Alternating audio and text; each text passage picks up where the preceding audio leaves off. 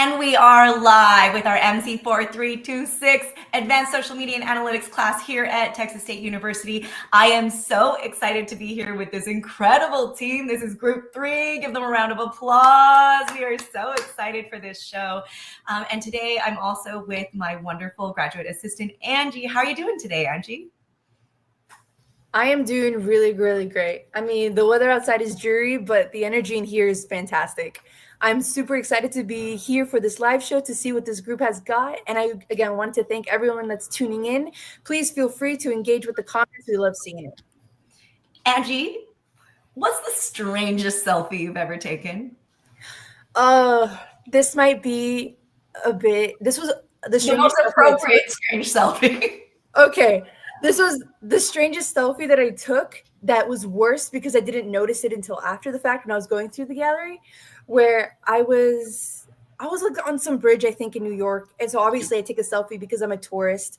And I remember that I was like gonna miss my train. So I was kind of rushing. So I took my selfie and then kept running. And then when I actually sat on the train and was going through my gallery, I saw that in the whole background, it was basically a crime scene. It was, no. I felt so bad. You documented it. And I was like, oh, is this evidence? Should I call someone? So that was definitely, I mean, I kind of just deleted the photo. There was already police on the scene, so I'm sure they were fine. Oh my goodness. Okay, well, today we're going to be talking more about selfie culture, and I'm excited to introduce Team 3 to all of you. Angie, if you can just do us a favor, make sure we're live on all three, and just maybe put something in our WhatsApp chat to make sure our class is joining us on LinkedIn today. We have Evan. Give us a wave. Lizette. Hey. Michelle. Mia. Jacob. And Ryan. Well, we are very excited for your show today. I know you've been working very hard on this. I'm going to pass it over. Feel free to take it away. Hi, everyone. Today, we're going to be talking about a topic that everyone is very much familiar with. If you've ever taken a picture of yourself, posted online, and interacted with others, then you've already engaged in today's topic, which is selfies. We're going to be diving into the complex intersection of technology, culture, and identity while discussing selfies, subversive frivolity, and digital traces and how they correlate.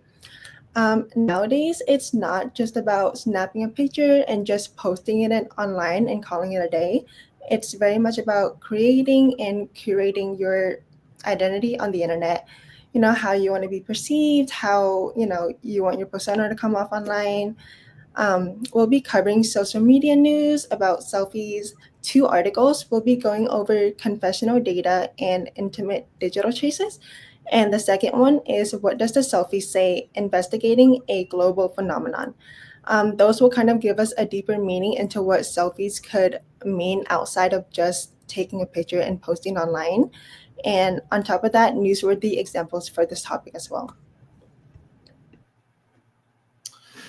Yeah, so starting off with some of the social media news that we have. So ever since people have had the ability to sort of take photos, taking photos of someone's face or features have been a instrumental part in photography. And having social media now only makes it more prominent with seeing people's photos of their appearance, selfies, and other things that they've posted. And appearance is almost everything when it comes to selfies and posting them on the internet. So there's become sort of a cultural phenomenon when it comes to selfies as becoming like a staple for social media users, especially celebrities in today's age of social media.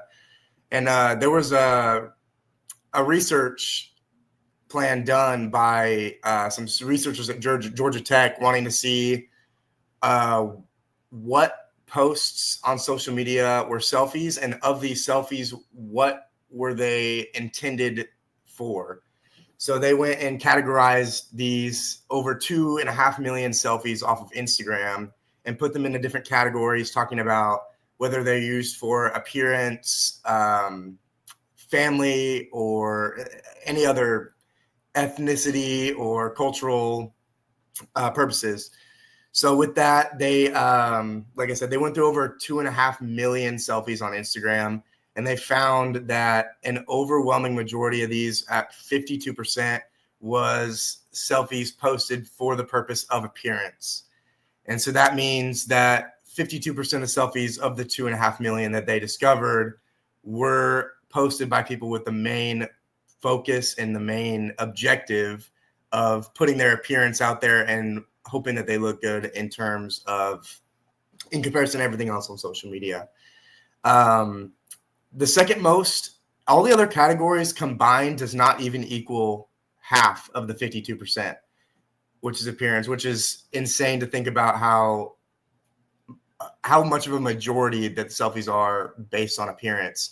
But secondly, they found that social selfies were the second most popular, coming in at about 7 to 8%. And that just falls in the category of selfies with family, friends, relatives, anything like that. And then that's followed by another 7 to 8% of selfies being ethnically or culturally focused. So focusing on someone's ethnic background or their cultural background as the focal point of the selfie was another about 7 to 8%. A lot of these other selfies in some of the lower subcategories are not as popular and not as prominent on social media. But with appearance being the number one thing that most people are posting selfies for, it has also kind of led to sort of a stigma in the social media world where there is sort of a depression or a angle that people are not as happy when growing up with social media, because they're seeing this so often of people pushing their social appearance and how they look on social media or their social media lifestyle. And people are looking at that saying, am I going to be able to live up to what they are posting? Am I going to be able to look as good as they look while they're posting? And this is more common in women. It says that about 59 to 60% of selfies posted on Instagram are from women. So that doesn't leave a lot of room for their male counterparts. And then there's been a large controversy over this issue when it comes to mental health and social media due to selfies in their own respect. Like I said, to some celebrities that people follow, they look up to these people and they're put up at such a high standard and they have such great quality of all their stuff because they are in the position that they are in. And it's caused a lot of conflict and mental health issues among younger generations trying to live up to this and adapt to the social media wave that is what we're seeing now. So that kind of leads me on a little bit into selfies aren't necessarily always for appearance purposes. And they've been utilized recently to show a lot of insane links that people will go to take a photo or take a selfie. And I'm sure a lot of you have gone to a cool place and taken a really cool picture in a place that you think you might not have before, or went to sort of an extreme length to get, a great selfie. And this is very more common than you'd think, but it results in not so great outcomes in some scenarios. So there's been scenarios where people have even died taking selfies, and that's kind of what we're going to get into a little bit. In 2016, actually, there was a grown man who went to Machu Picchu and went to take a selfie at the top of Machu Picchu. It's this large mountain, about 8,000 feet over sea level, how tall this mountain is. So you can imagine how crazy this experience must have been for him. And he went to go pose for a selfie off the side of the ledge. And as he was posing for the selfie, he ended up falling backwards off the side of the mountain, resulting in his death. And it's such a tragic thing because you're anticipating this huge, crazy journey. You finally make it. And then in the midst of taking just something as simple as a selfie, you end up falling to your death. And then again in 2015, there was another selfie-related incident with a child in India who happened to be only 15 years old at the time, who was posing in the bathroom with a gun, and he had the gun to his head for a selfie, trying to get a cool picture. Really stupid idea. Didn't have the safety on the gun, and when he went to go press the picture button on his phone, he accidentally pulled the trigger of the gun, which was captured on the phone and unfortunately resulted in his death, and his family uncovered him in the bathroom, unfortunately, unalived due to himself taking a selfie. And it's just an insane experience for anyone to have that kind of incident happen to you. And then another kind of insane one is there's a 66-year-old Japanese tourist that went to the Taj Mahal in September of 2015 as well, and he was at the top of the stairs that take you all the way up to the gate of the Taj Mahal, and he was taking a selfie with him with the stairs behind him, trying to show that the journey that he took to get up there to such a spiritual place for a lot of people, and he ended up falling backwards down the stairs and ended up passing away as a result of his injuries due to that incident while he was taking a selfie. So we kind of went over this in class, as professor said, that there was actually more in 2015. There was more selfie-related deaths than there were shark attack deaths, which you would never think that would be a real statistic until you hear it, and then you start to think it's become such a large thing now today in our world and our society, and with social media being such a big thing, that you never think about how such a simple thing could be so dangerous and people could make it such a hazardous task to do. So I'm kind of leaving y'all with this question. I'm not sure if anyone's had a similar experience with themselves or someone that they know going to a crazy length for a selfie or a photo, but what do you guys think of the trend of death selfies, or taking a very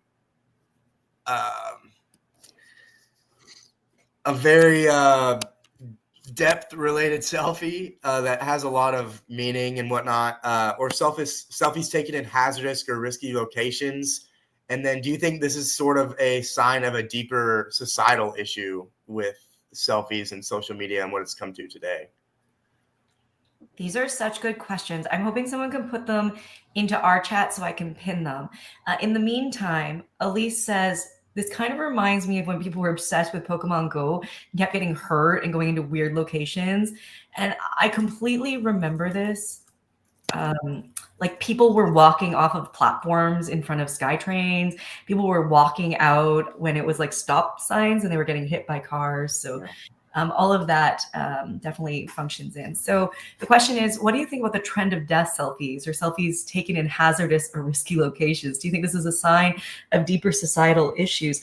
The question I wrote down on my paper was like, what's the line between selfies and stupidity, right? Like at what point is it no longer the artful skill or the discursive strategy of a selfie, and we're just now moving into a terrain that is ridiculous? Yeah, I want to hear from your team while we wait for comments. Anyone have something they want to jump in to answer, Evan? Yeah, I want to add, like, I think there could be like two types of people. Like one, like maybe they're just like that's their whole purpose. Like they just want to take dangerous selfies, and I think that's like not okay. But I also think like maybe that person who like fell off like that like cliff or whatever, like maybe they weren't like trying to take a dangerous selfie. Like it was like probably like an accident, but it could be a sign of like just like wanting to like kind of look cool, I guess. And I mean that's kind of like my point of view on that. I completely agree. I was going to say that I think that a lot of these people, the majority of these were complete accidents that I think a lot of people again, when you were talking about the statistic, they don't go into a selfie thinking this is dangerous. If Right. they're gonna take a selfie like over a cliff, over a bridge with something dangerous, I mean, it's kind of like the cameraman never dies mentality. They're like, selfies are an everyday thing. Oh, I'm no. never, yeah, The cameraman never dies. nice. Exactly. I think it's this sort of like not even ignorance, but kind of blanket ignorance that surrounds selfies that, you know, if it's going to be a quick second, I'm not going to fall over. So I think people just need to be more aware of their surroundings and more aware of, I guess, the practical danger of things. Like, okay, if you didn't have a phone in your hand and you were doing like a pose over a cliff, would you do a pose over a cliff? You know, like what would you do if you didn't have a phone in your hand? Common sense, right? I think your point is spot on. And one of the things that I think is really interesting is like I would be willing to lose my phone to take a cool picture, but I wouldn't be willing to lose a life, my life, anyone else's life for a photo. And like there has to be a line. I noticed there's some great comments here. Maybe Evan can read us through them. Yeah. So Gerardo says, I think that it's a big problem that people will risk their life. And I agree. A lot of these people, I don't think they're necessarily going into it thinking that it's a life, they're putting their life at risk doing this. But I think that a lot of these people are trying to create something bigger than just a selfie in their mind. And it doesn't always turn out that way, the way that they desired, unfortunately. So that leads us into Lizette. She says, I feel like it falls into a deeper societal issue because We lost you. I don't know what the rest of that is. Okay, Bailey. Yeah, so Bailey says, yes, I do think this is a sign of deeper societal issues. Why do people feel the need to put themselves into dangerous situations for a selfie? I do believe some people are just photographers and pushing the boundaries of what can be a photograph, but people taking dangerous selfies just for popularity is a deeper issue. I agree. And like I said earlier, I think a lot of it has to do there's a lot of people on social media who are celebrities who post selfies and all kinds of stuff of them looking amazing on social media and put this great image of themselves out to everybody to see. And some people who might not have that same ability to do such a thing will try and make something that's more eye-catching in order to overcompensate for the lack thereof of appearance or whatever else it may be, trying to catch people's attention. And sometimes the lengths people will go to catch people's attention is a little further than maybe it should. And then I think dangerous selfies can be fine as long as you're secured or trained, like if you're skydiving or bungee jumping. That's so funny. This is the example I gave of like, I would definitely do that. Right. 100%. I would do this. But, you know, it's because it's like all you're going to lose is your phone. You're not going to lose anything else. Right. Yeah, I'm gonna share a little personal experience. My sister, I think she should be watching this live stream. She's all about crazy photos. And there was this one time we went to the Grand Canyon, and there's a fence, but there's a bit where there isn't a fence.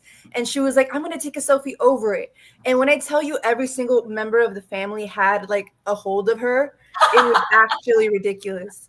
But yes, I think being secured, trained, I think putting a little bit of thought into the safety of the selfie can go a long way. I also do think, though, that there are always going to be people who do risky things, even with or without a selfie, right? Like, I mean, if you think about the kind of stuff that you've seen in your life, like there's going to be, I don't want to, we're in a live show here, but you know, you can think and imagine of the kinds of things people do with or without a camera, with or without video. So, I mean, the selfie maybe amplifies this in a little bit. Isabella said, I've never heard of these incidents. It's really sad. Yeah, it is. It is extremely sad. I really like this one. The Be Real is an app that's funny because I feel like most people risk their lives for a photo. Now, we spoke about this app, a couple weeks ago now in class. We talked a little bit about like, is that sort of instantaneous photo capture a form of authenticity? Is it also a selfie? Is it like, how did we articulate that within the Be Real platform? What do you think? I think it's pretty authentic because like you can't edit it afterhand, like you can't alter it. Whatever is on there, it's kind of on there. I know I've taken some and kind of had a funny face in some of them. I'm awkward, But I think it's technically a form of selfie the way you take it, because if yourself is in it, I believe that makes it a selfie. But if not, then it's kind of just like a picture of whatever you're doing that time. Now, what she's suggesting is like the platform, the affordances of the platform encourage that sort of riskiness. And based on the stories I've heard, I would say 100%. But what do you think? I don't know. I feel like some people really plan out a selfie that leads to risky behavior, like, for example, the Grand Canyon stuff that we were talking about. But at the same time, I have seen people take B-reels where they were driving down the highway and they felt the need to all of a sudden snap a selfie. So, like, I think there's a level of danger that comes with spontaneity. But I think honestly, it might be worse than when people plan it out. I agree, because Be Real gives you what, a minute? Is it a minute? You only have a minute to take the photo. So whatever you are doing, it does not matter. You must jump in. Anthony says, do you think it's a rush or the community that glorifies the selfie? First, go for it, Ryan. Appreciate you. I'd say it's probably both. Like, there's definitely a rush that comes with doing something crazy, like that adrenaline that people seek out, like taking a picture over a canyon or going on a huge hike and stuff like that. And then getting the feedback off of an app like Be Real, like having a bunch of people being like, oh, this is so cool. I wish I could have taken that picture. Kind of inspires people to go out and take an even crazier one next time. But that was really what I was getting at.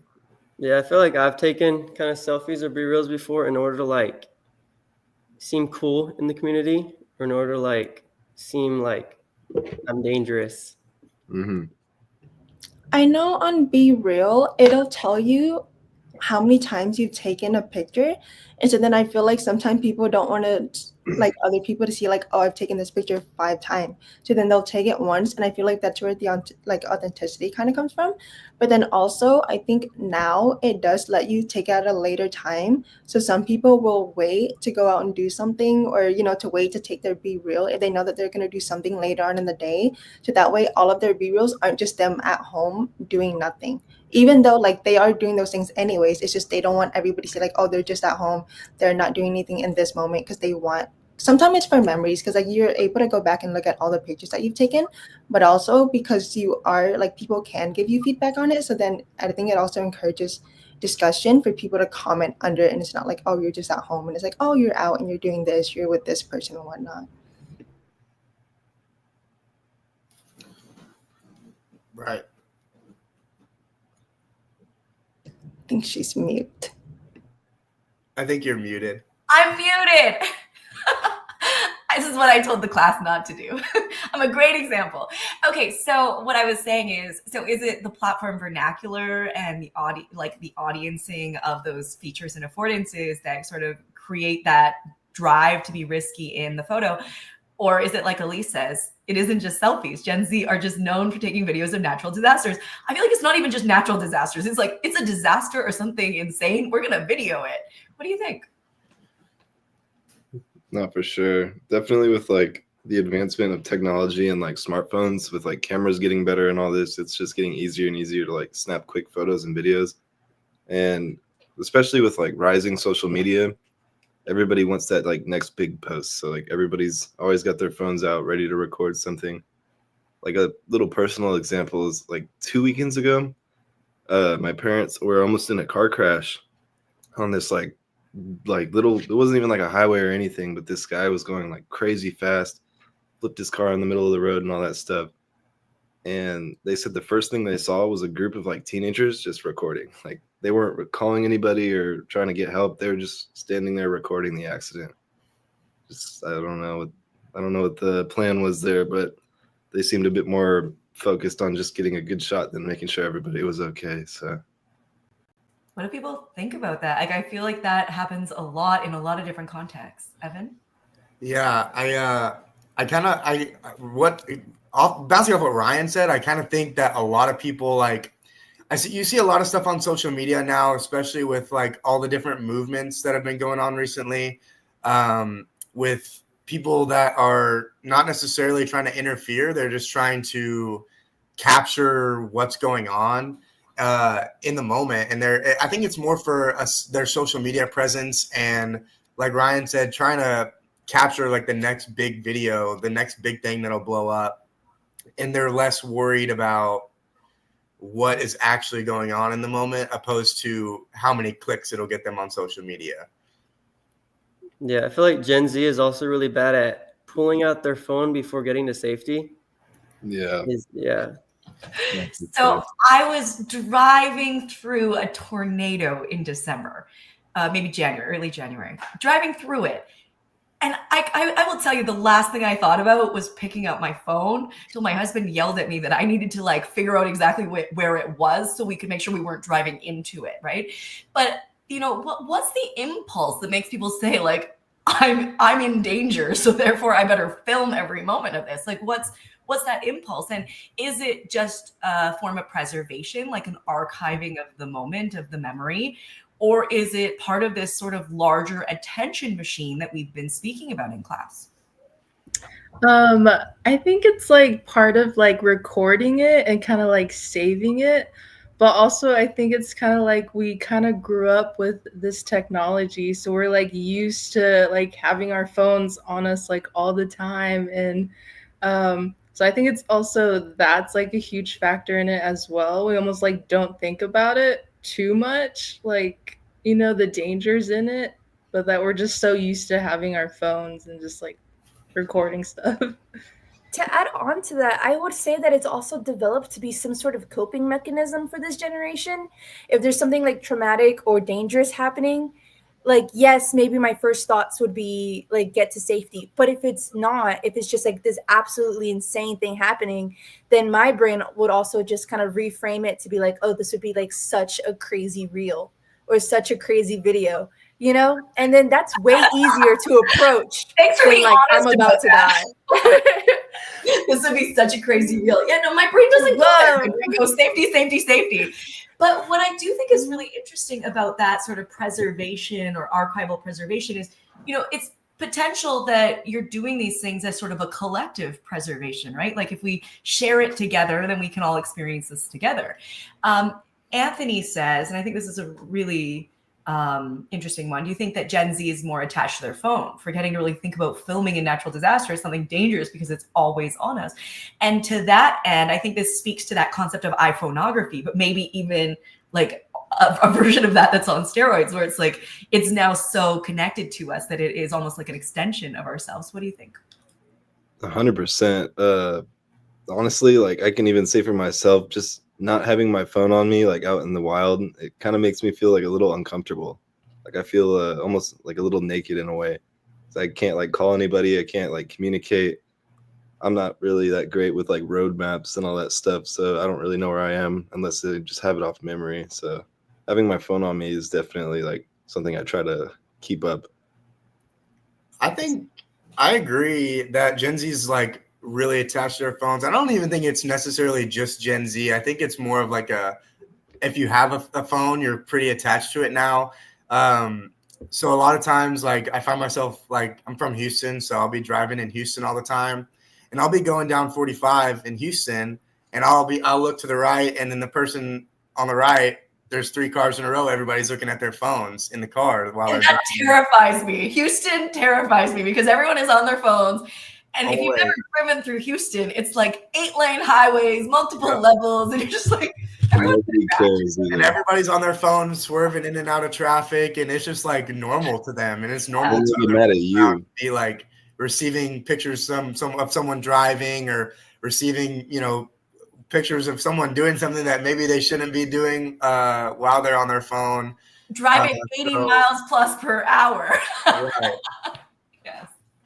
Oh my Very goodness. good. I know that Mia has something to add.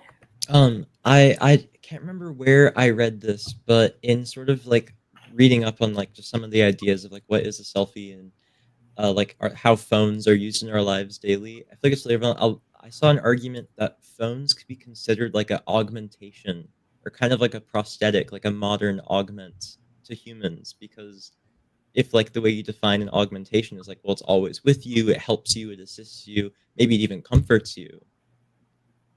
Maybe that's our phones because we always have it with us every day at this point. And Right. I think I agree with Angie that like I think it's taking these videos like in stressful situations, I feel like is sort of an effect of stress, or in Ryan's example of the car crash, it's kind of like the bystander effect, just in a different way because we already have that option. Mm-hmm. I was gonna say, as you were talking, I was thinking that's exactly what Ryan is describing. That's exactly it. I wanted to add real quick. I think that's interesting. Like, it's almost like we have like an emotional attachment with our phones, you know? So like when we look at our phone, we think about like many things, like, you know, like calling our family or like social media and stuff. And it reminded me of like this one article where someone was like talking about how they'll feel their phone vibrate. And so they pick it up thinking like they see a notification, but like there's no notification. And so it's like kind of interesting to think about like how our phones are kind of like we're so dependent on them, and even our bodies are almost like connected in some way. Really interesting contribution there, Lizette. I think this question here, do you think people cannot live without their phones? I almost want to know the other question to that is like, have you ever gone a day without your phone? And maybe that, like Angie, that's like a fall social media lab, like go a day without your phone. Would anyone do it? Could you I kind of had to do that a few weekends ago. My phone had just completely given out, like the battery wouldn't turn on, and I was without it for like 4 days.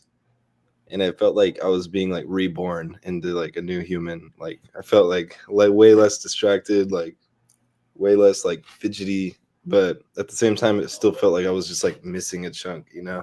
Like, but I don't know. I think that nowadays a lot of people rely on their phones, and then they feel like they can't live without it, especially like with the maps things, like music. Same thing with phone calls. Like, not a lot of people have house phones anymore. Not a lot of people know. Like, some people just aren't good with directions. So, like, they could live in the same city, like Austin, for their entire life, and you could drop them in the middle of somewhere and they would not know how to get home because they rely on their phone a lot to tell them where to go. Or even like your alarm clock. Like, I know that I don't have an alarm clock because I know that everything is just on my phone. Like, it's very convenient. It's everywhere with me that I go, you know? Yeah, I feel that. I feel like for me, because I don't watch the news or TV, like I get most of my news or kind of what's happening around the world from my phone. And you probably get a lot of that news off of like social media and like getting notifications like that. And one of the first articles that we were going to cover today is actually about this global phenomenon of like why, like what does the selfie say about us and how did it become so popular? So I'll hand it over to Lizette to cover now.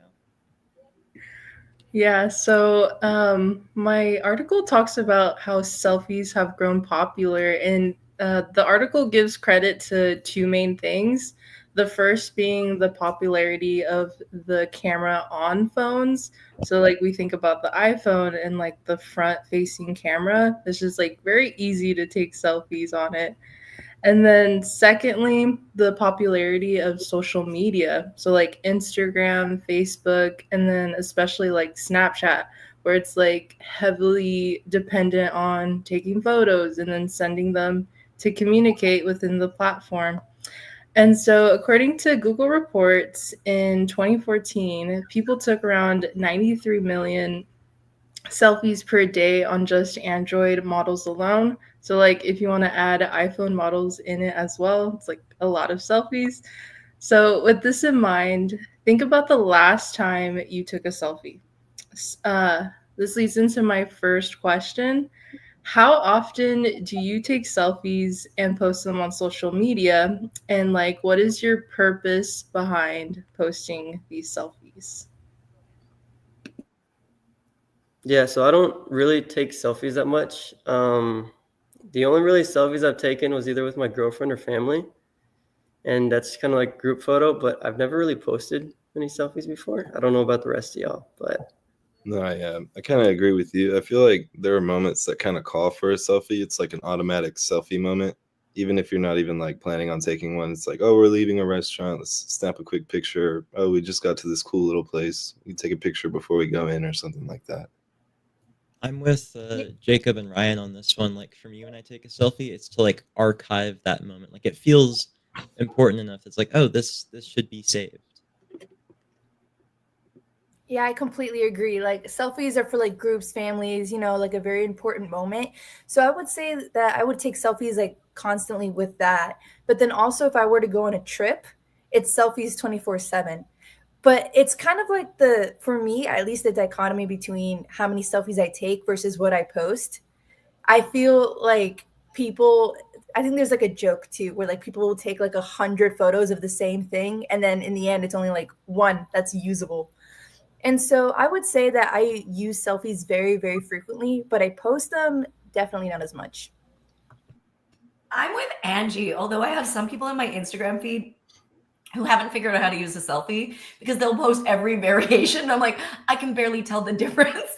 You should not post 20 of these just because you have 20 spots. But yeah, I take a lot more than I post for sure. And one of the things for me is it's that I didn't used to take a lot of photos. And then I lost someone really important to me. And I realized I actually didn't have very many photos with that person at all. And it really changed my perspective on just wanting to capture and save those memories with people and experiences that I'm doing. And so for me, they have a lot more meaning than just like snapping this sort of, we've talked about this in class, this sort of like very frivolous sort of like moment. Like for me, they're just like capturing the people I love, if that makes sense.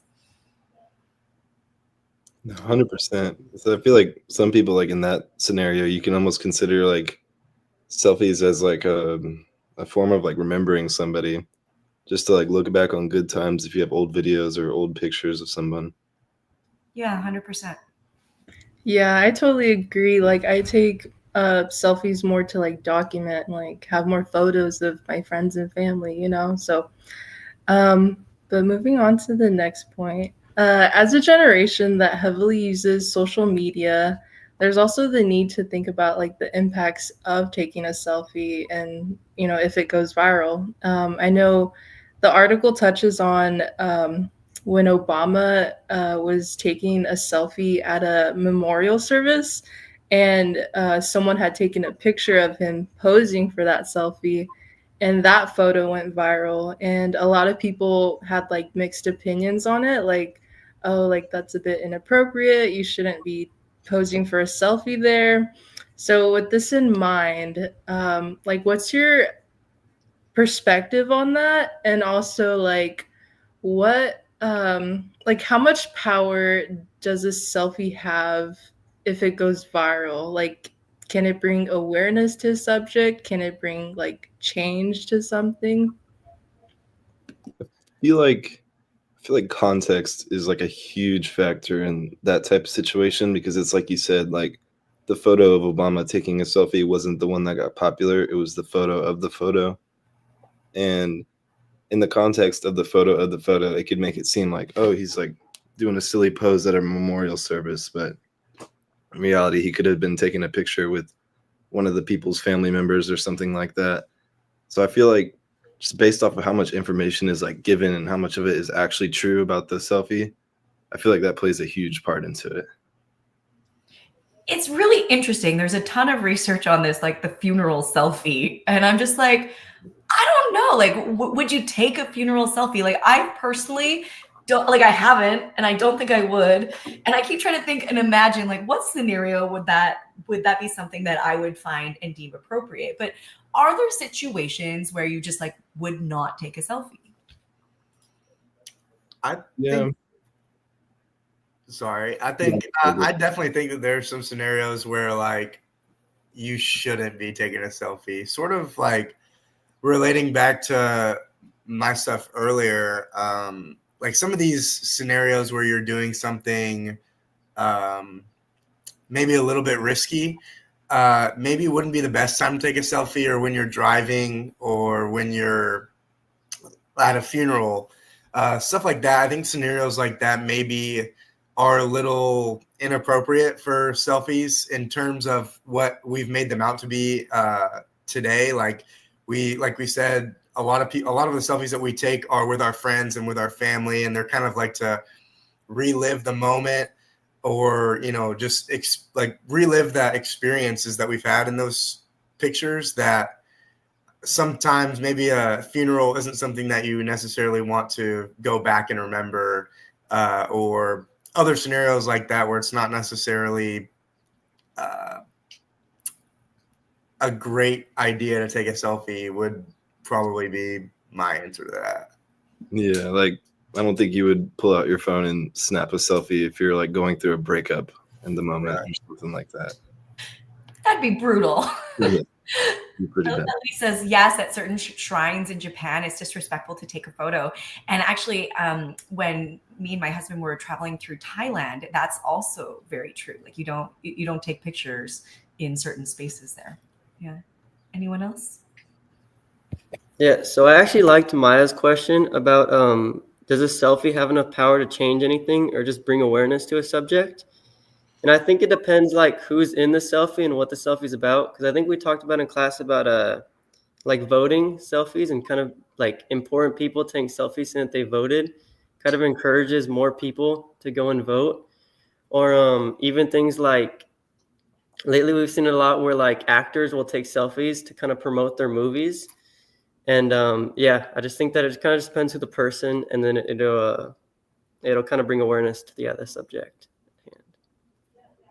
Yeah, I totally agree. Like selfies are really good at bringing awareness, and I think it can be like a snowball effect even, and like more people can contribute to it and stuff like that. Gerardo, he says, yeah, I believe that selfies have power. They have influenced a lot of adverse outcomes, definitely. Okay. So we can think about something going viral, right? Like selfies and stuff like that. And so a career that has gained a lot of popularity based on selfies too, and just like the self is social media influencers. And so my next question is, when it comes to marketing, can selfies be an effective way to advertise a brand or product?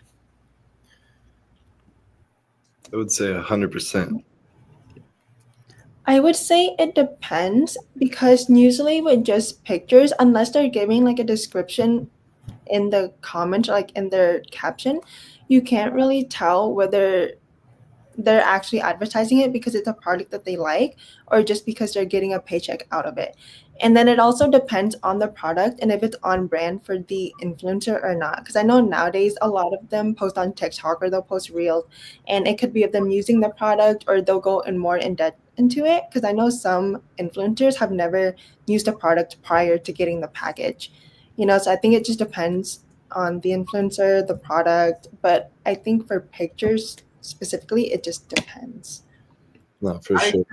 I agree with Michelle. Like, it kind of depends on the influencer and the product, but I think somewhere where it would be more popular would be like a makeup brand or an appearance brand or something where you can really showcase that product on a person and how it enhances their look. I know a lot of celebrities do stuff like that, where they will apply makeup or apply whatever it is to their skin, or I know a lot of stuff with acne as well, where they use those products and those selfies, like the befores and afters, to show how effective the products are or how they affect your appearance. And I think a lot of that can be really effective, using selfies to promote these products. But I also think that there's some times where selfies are not a very good way to approach the marketing of a product. No, yeah. Like going off of that example, it's like most like gym clothing brands, they try to get like social influencers who are athletes, people who like have really big muscles and stuff, show off their clothing to give that idea. It's like, if you wear these clothings, eventually like you'll look like this guy or you'll look like him faster because he wears this. Okay, I also see, I can't pin it, so if somebody else could, that'd be great. But Elise said influencers are influential and great for selling products by being authentic and relatable. And that's something else that I thought of is that sometimes it's not always just a product on or whether it's on brand for the influencer or not, but there are some people who just really support an influencer and they're like, oh, like they got it, so I think it's great. Or like they're wearing skinny jeans, so skinny jeans are back. Something like that, where it's like just because an influencer posted with it, it's like they want that now just because they had it too. Whether it's something that they need or want, like, doesn't matter. Especially with like more like younger generations gaining access to social media, there's a lot more like of an impressionable audience, like a bunch more people who are just going to be like completely sold that their favorite influencer is using this product. Yeah, I think like we talked about it in class, like that parasocial type of relationship, you know, like you're like always watching them, always following them, and so you like look up to them and you gain like this trust for them. So like when they advertise something or like, hey, I use this, you know, you kind of like, oh, they use that, you know? And so I definitely agree. Like it can be effective, like Evan was saying. Like if you literally see what they're using, like a makeup brand, I think it can be effective and influential. So that kind of leads to my last question. How much do you trust social media influencers in general?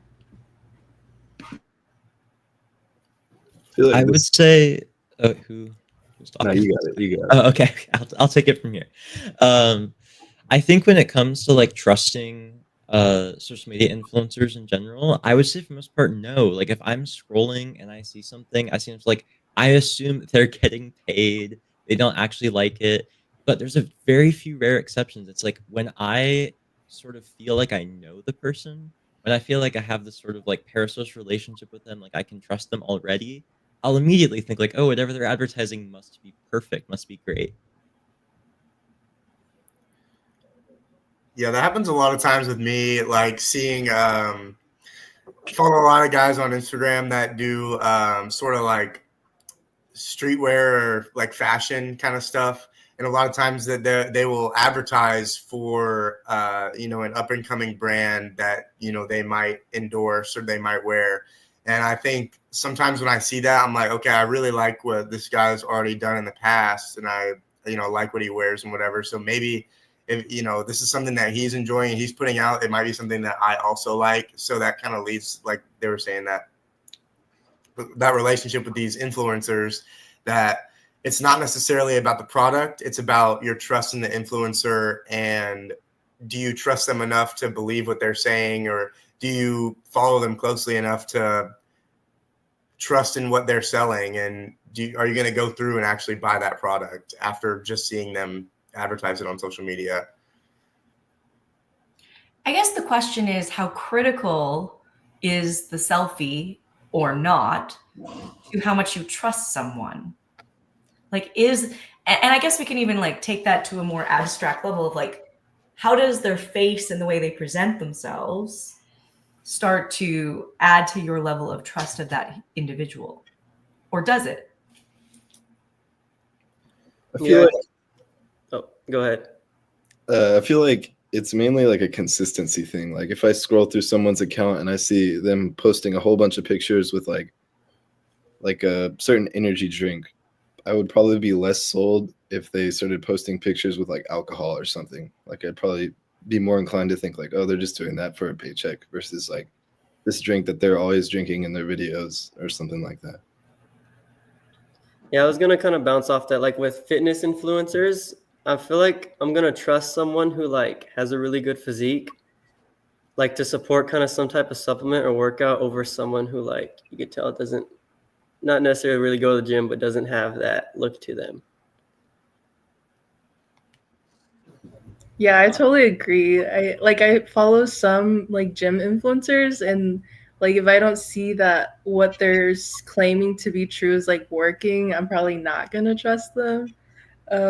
Gerardo, he says, I do not trust people, especially those influenced, because I need to do my own research. Yeah, I would definitely do my own research too. And I was when Ryan was talking, I was thinking about all those influencers who like always promote those like poppy drinks. Like it's just like you see it so much, it's kind of like you want to stay away from it. um so Elise, Yes, their influencer marketing has not worked on me. It's like I see it and now I'm like, I really want nothing to do with it. yeah.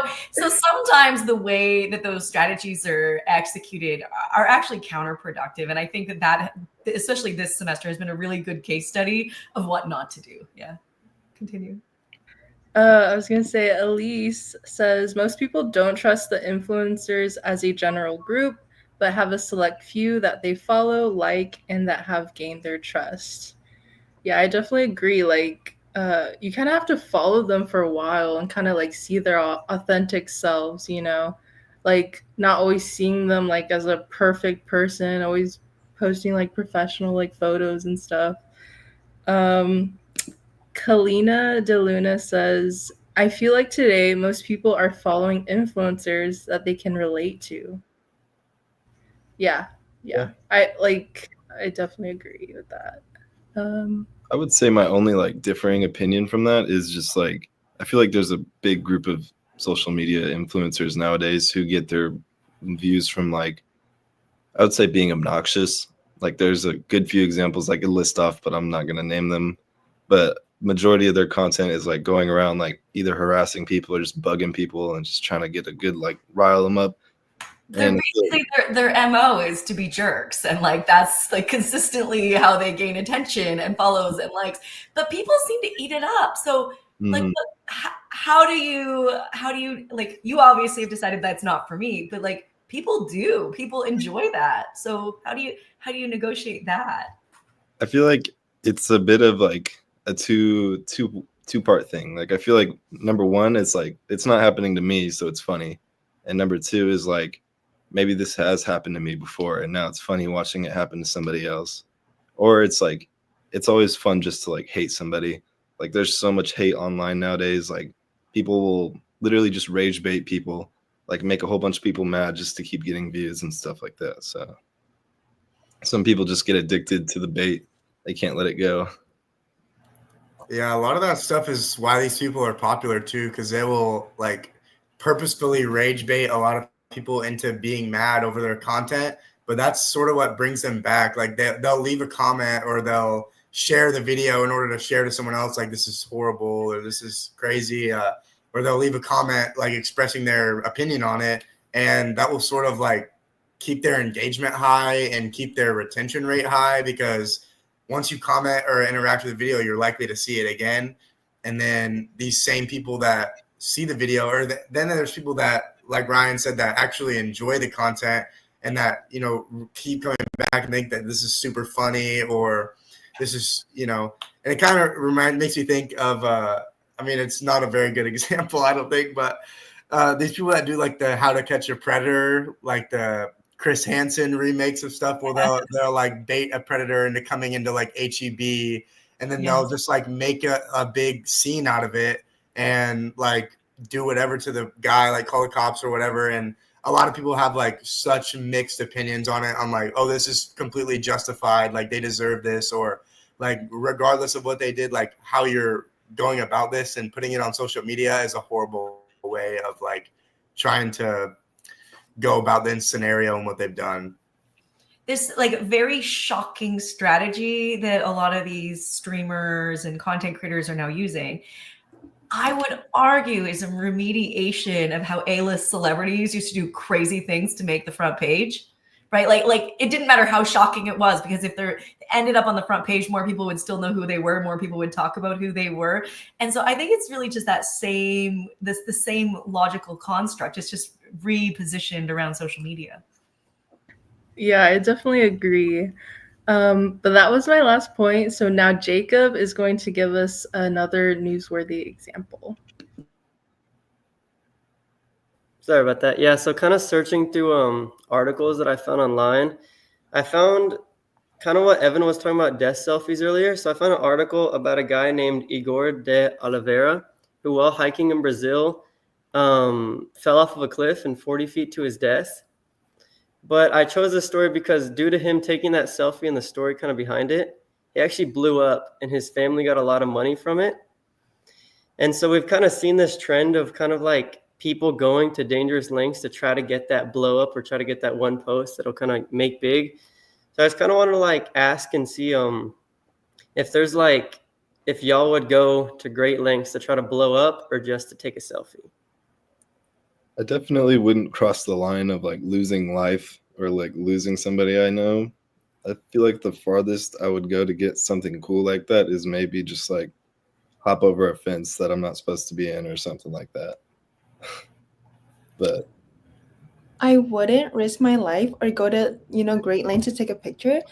But the whole, like, oh, him trying to take a picture, but they only blew up after, his death. I do think that's really sad because sometimes people will go to these lengths to take these pictures because they think that that's what's going to get them viral. But then well, not a lot of time, but like sometimes that doesn't happen until after they pass away because of that incident specifically. So like, let's say he was still alive and like he took the picture. Like, I don't think it might have not blown up as much as he wanted to, or it wouldn't have gotten as much like publicity and whatnot. What was I saying? Like compared to like since he passed away. no, 100%. And you see that a lot like in bigger industries like the music industry. Like Yeah. I could name like a handful of rappers who probably like quintupled in views after they died. Like their postpartum albums like Juice WRLD, XXXTentacion, all of them got so many more million followers after their deaths. And it's unfortunate because their PR teams and some of their own family members tend to take advantage of that. Like I believe XXXTentacion, his mother is still like releasing like 40-second clips of his old music just to get like a new album dropped for another paycheck. And she's like admitted like she doesn't really care about him, more so just like his legacy. And she's like trying to like shape his son into like what he was, like a media influencer and all that stuff. It's And like capitalizing like off of his death. absolutely, yeah. Yeah, for sure. So kind of while I was researching these dangerous selfies, I actually kind of went into a loophole about finding out people that have actually made careers off of selfies. So I have a guy named Daniel Liu who actually goes to like insane places. Like he went to the top of the tallest tower in Hong Kong, take a selfie. And this guy's actually generated like a full-on career over taking selfies, which I think is pretty interesting. Yeah, it's kind of like, what do you think selfies, like, do you think it's possible to make a full career off of selfies, or is it kind of like just a select person that gets lucky?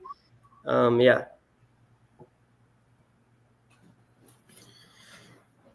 I feel like again, this is like a context thing. Like, does Daniel Liu, does he have like a consistency in his pictures? Or is it kind of just like he goes everywhere and does everything? He's kind of tries to go to like extreme measures to take these selfies. Like one of them was on I think it was, he took a selfie on Everest and just kind of like, he just doesn't take like simple selfies. Like he has to go that extra mile to kind of capture what he wants.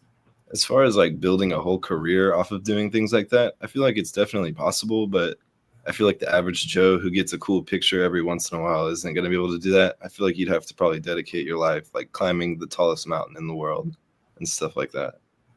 Yeah. I completely agree with that. I think that this type of career is only suited for thrill seekers and maybe like parkour.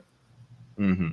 Like you have to like know that you're not going to be in the same place for very long to like pursue that. Yeah, I'd agree that it's pretty unsustainable. I mean, like you can only go to so many places and take so many crazy selfies before there's nowhere else to go or there's no other things that you can do. Like it takes months and months of preparation to climb up a mountain like Everest. I mean, especially for an average person. And then your only goal of doing that is to take a cool selfie at the top. That's a lot of work that goes into just hitting a button on your phone or whatever. So I think a lot of people, just that scenario by itself would deter a lot of people from it. But I think if that's what your whole career is based off of and you're just committing yourself all the time to making these eye-catching selfies in very hazardous or risky places, then maybe, but for a large majority of people, it's very unsustainable. I think it's definitely like it's dangerous, but I do like that. I think people like Daniel, like people who have successfully made careers out of these like dangerous photo shoots, they're also kind of showcasing their skill. And I feel like it's cool that they have that career because otherwise they wouldn't be able to do those things. Like they might not be able to afford to fly to new places or try a new climb or buy the right equipment. So I think it's neat that the power of a selfie has allowed these like sort of extreme athletes to take their career to another level. Yeah, and we have no idea. Like, they could be fully sponsored. Every selfie is massively sponsored by a company or something, and that could maintain an entire career if you have that sort of supporting you. But like the economization of selfies is fascinating in and of itself. Like, just turning your digital self into a monetization strategy is fascinating. Yeah, I think it's also like the digital footprint that he's kind of left on these places where like if you go see that tower that tower in Hong Kong, you can kind of be like, hey, I know a guy that took a picture up there. Or kind of like especially how selfies kind of leave digital footprints on places, like people will go certain places to take selfies. It's kind of interesting. Like, does anybody have a story of going somewhere to take a selfie? I know a guy. You don't know the guy. He's just on the internet. There's that parasociality. Can you ask that question one more time? Yeah, I was kind of asking, like, has anybody know of or anybody been to places where like it's popular to take a selfie that you like went there just to kind of take the selfie? I have a similar example, but it wasn't the place per se. It was more so like the reason why I went there. My freshman year of college, I go to this gym called the San Marcos Athletic Center. That's where I always go, if it's there or the rec. But one day, out of the blue, this like super popular gym influencer showed up to the Gold's Gym at Crunch. And as soon as the Gold's Gym, not Crunch. As soon as I found out he was there, like I got there so fast just to take this picture right here. Just for that. It was him. I love that you ran to go do that. That's so fun. Yeah, I didn't even work out. Like I just went in there, took a picture with him, and then left. But you did it and you got the picture. Anyone else? Oh, that's so cool. I do have one example. Recently, I went to Austin, and I didn't know this, but apparently there's a super popular photo spot. It's like this huge corner with like colors on it. And my friend was like, "We need to go take a selfie there." And she was analyzing all these selfies that people had posted, and she was like, "I've been trying to figure out where it is, but I don't know." And then she was telling me, it was almost comical. She told me this just as we were leaving our parking garage, and it was there. It was the side of the parking garage. And then there was a line of people trying to take a photo. And she was so disappointed. She was like, this whole time it was a parking garage. She was like, social media versus reality was demonstrated right there for sure. But that was also almost hilarious to see a huge line of people trying to take a photo at this iconic spot, but it's like the entrance of an alleyway. Like Derek, I have this like strange tradition, and we're huge travelers in our house. So every time we're at like a massive iconic place, like the Eiffel Tower or at the Mona Lisa, we always snap photos. But I'm just going to cue your team to move it along because I think we need to move on to the next segment. Yeah, so I was going to kind of end my segment out with kind of like questioning, kind of heading into Maya's article about like kind of what is a selfie? Like what is our definitions of a selfie? And kind of bounces into her article. Hey, it's Mia. So for my article, we're talking about like confessional data selfies and digital traces on the internet. And just like Jacob was asking, what is a selfie?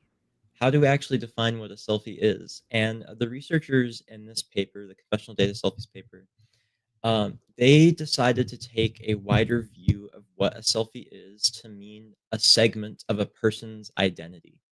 So a confessional data selfie isn't actually a picture of a person, but rather some sort of trait or part of themselves or a habit of theirs that they've logged over time.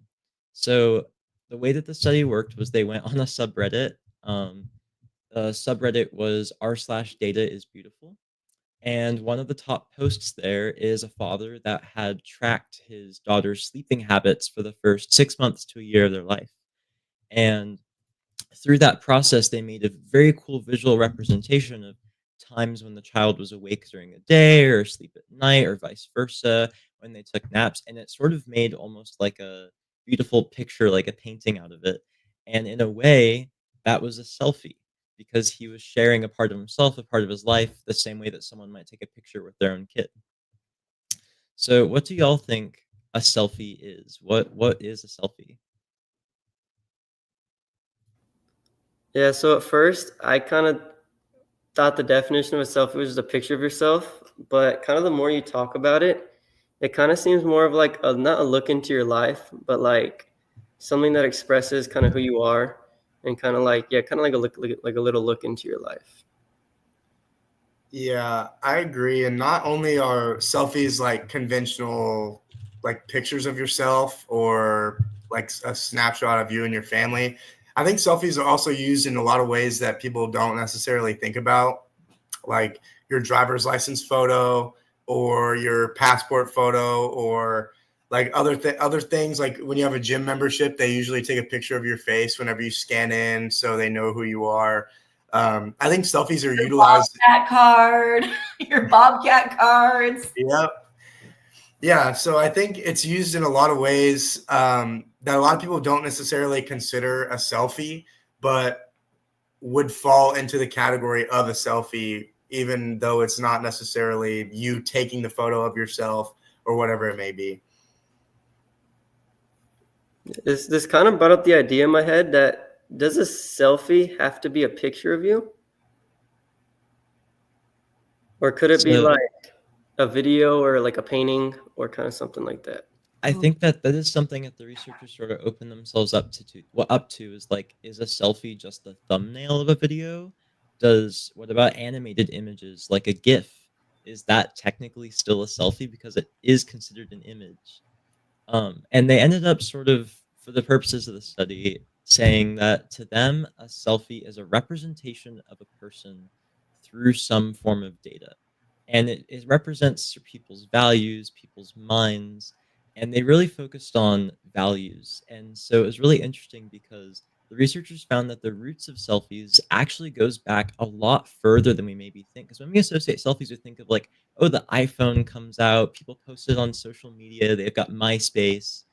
But in reality, selfies might be considered also journals, diaries of people who have long passed.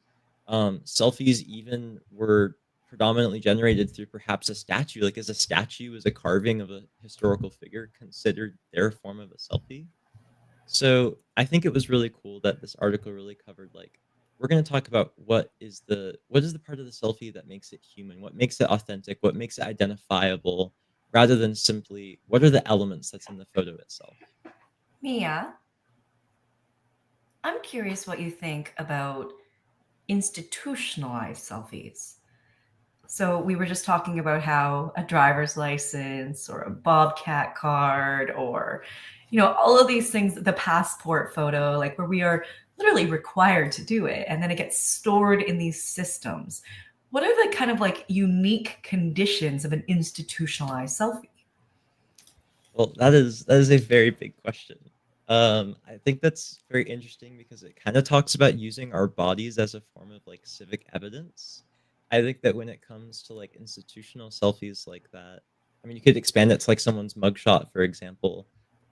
There's sort of this idea of like political participation when you have your driver's license or a passport made for you.